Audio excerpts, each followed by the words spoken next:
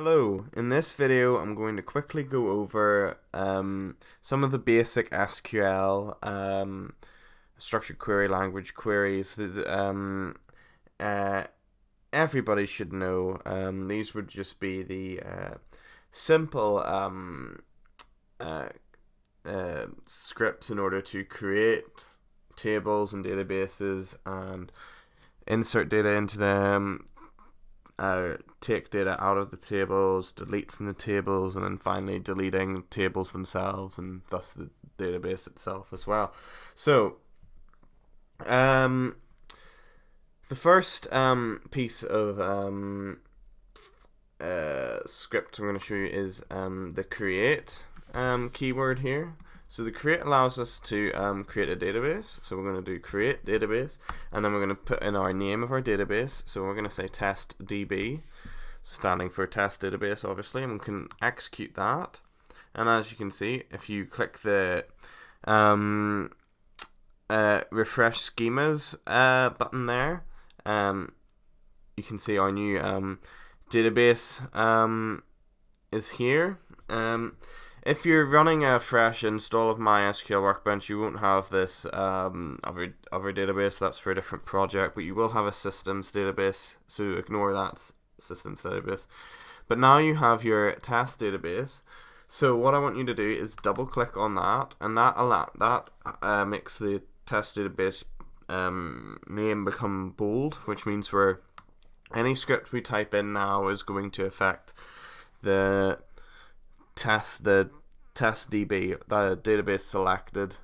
So we're going to create a table now. We're going to create table. Now it's always good practice to say if not exists, so that prevents any errors if you have created the table before. So if you run the script and the table students already exists, then it won't cause an error. So yes, we're going to be creating a students table, and in the students table we're going to have student ID. Okay, so you for the create table syntax, you state the name of the table and then open brackets and then the field name and then the data type that it's going to be. So it's going to be an integer or ID, and since it's an ID, we're going to do, for this video, we're going to do auto increment. So that will mean that whenever we add rows, it's just going to increment this column, this field, the data in the field by 1 each time. I'll show you what I mean by that later. So we've got student, so it follows the field name, the data type, and then if there's a special parameter, pass it in now for that field. So auto increment would be one of those. Okay, so we've done that. So student ID int auto underscore increment, and then the first name. Okay. Now, since first name is going to be a longer than one character, we're going to do variable character or varchar, and then we're going to have to set a limit for the number of characters. So 255 is a good number, so we'll do that. So varchar 255, comma, and then second name varchar 255. Okay, so that would be our first name and second name for our students. And then we're going to do fav subject, and that's going to be varchar 255 as well. Now we're also going to define a primary key. In our primary key, every table should have a primary key in a relational database. So primary key, that's going to be student ID, because that's the unique column that's going to uniquely identify each row. Okay, so that's student ID primary key. You're gonna also have to close the SQL statement after that, so ensure you've got a double bracket at the end to mar up with the bracket there. Okay. Good thing about the workbench is that you can click on a bracket and it shows you the closing bracket for that statement. So if we run this, you can see down at the bottom, you can see the scripts, and if you do get an error, it'll be a red X there. So you're gonna have to refresh the schema again. Sometimes if your change doesn't go through immediately, you're just gonna have to refresh it. And as you can see, we can see an option in the table section, and as you can see, we've got our students table. Okay, so we've got our students table now, and if we run if we view the students table by clicking this little icon here, you can see that the workbench automatically creates a script that selects all the data from from the table. As you can see, we've got no data in the table, so we need to fix that. So our next step is to insert data into the table. So we're going to do insert into, and then you need to state your table name, which is going to be students, and then you're going to open brackets, and then you're going to pass in the names of all the field names. So second name and fav subject. Note, we've not put in the student ID because the value is going to auto increment whenever we insert the record into the table. So insert into students, first name, second name, fav subject, and then of course we need values. So this is where your actual data values are going to go into. So for strings, you're going to open speech marks and type in the bit of data. So my student's first name is going to be Sarah, and then the second surname is going to be Lee, and her favorite subject is going to be art. Okay, and that's that. Anything else? No, I don't think so. So when we run this, success, and if we relaunch this, we can see we automatically create the script to view the database. You can see that we've got student ID 1 there, Sarah Lee art. So even though we didn't specify student ID, since student ID is an auto increment field, it means that it's just going to go 1, 2, 3, 4, 5 automatically for us. Now, sorry, I forgot to mention. Say you had the student's age. Instead of doing speech marks, since that field would probably be an integer, you would do 5.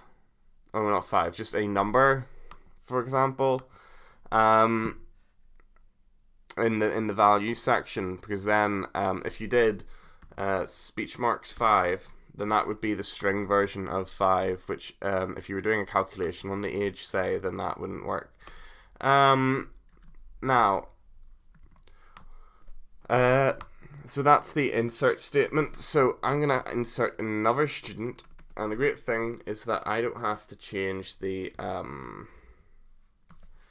actual SQL statement itself, just need to change the values going in. So I'm going to say Alex Gasson, and his favorite subject is going to be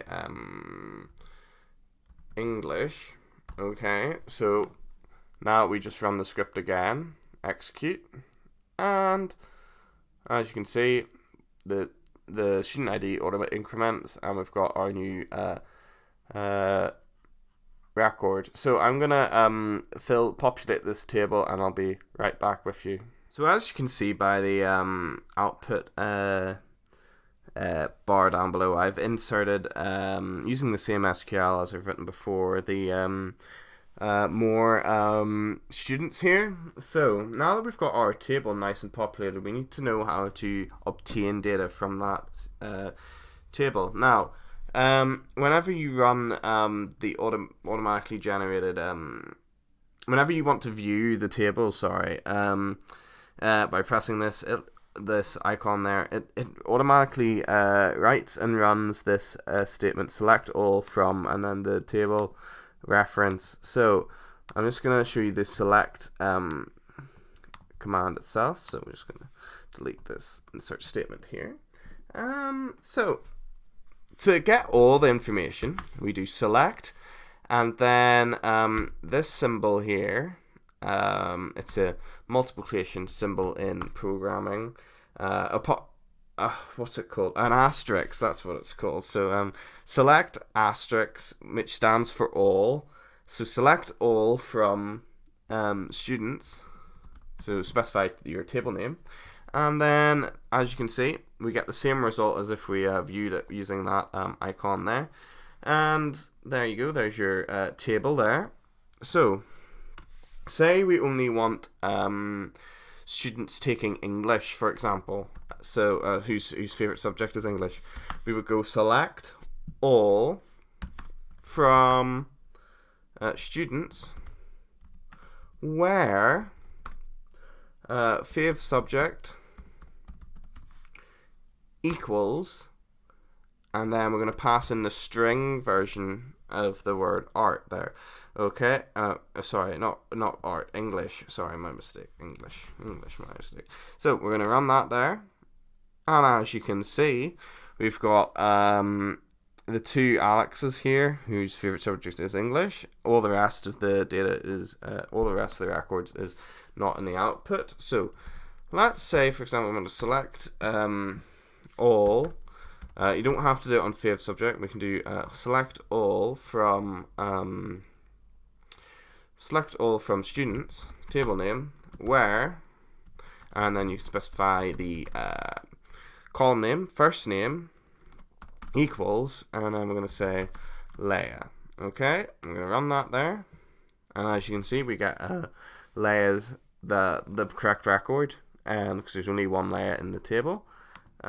Okay, so sorry, hold on. So that's the whenever we want to select all the data from the table. But say so students. So sorry, I spelled that wrong. Select. So say we only want, say, the student ID numbers of outputted. So what you would do is you would do select, and then just put student ID, and then from students. So this will only return the student ID column. So when we run this, of course, there you are, student 1, 2, 3, 4, and 5 there. Say we only want their first names. So we run that there, and as you can see, Sarah, Alex, Peter, and Leia. So say we can, it's very flexible, so we can do select second name from students, and where, which of course is a going to make the search more specific. So, where first name equals, and then Alex, for example. So that's going to return 2 columns because there's 2 Alexes in the table. So Gaston and Adair. So there we go. That's the select statement. So what you've got to bear in mind is the 3 keywords. Select means where you're writing a select statement. From is the destination. Is the table that you're getting the data from, and then the where is where you set your parameters. So where first name equals Alex, or where, I don't know, fav subject equals English, or something like that. So now that you've got the select syntax, we're going to learn how to delete from a table. So let's just view our table here. Okay, so let's delete Alex Adair. Okay, So delete. So this is how you would do that. So you would go delete from students. So again, we're using the from keyword, but this time we're using it to delete students. So where, so again, the where keyword's being used. Where student ID equals, and since we're deleting Alex Adair, his student ID is 3. Okay, so we're going to click run there. And as you can see, one row affected. So whenever we view the students table, we can see that student number 3 is completely gone. So now that you know how to delete from a table, I'm going to show you how you delete the table itself. So what you have to do is use a new keyword called drop, and you do drop table, and then the name of the table. So that would be students.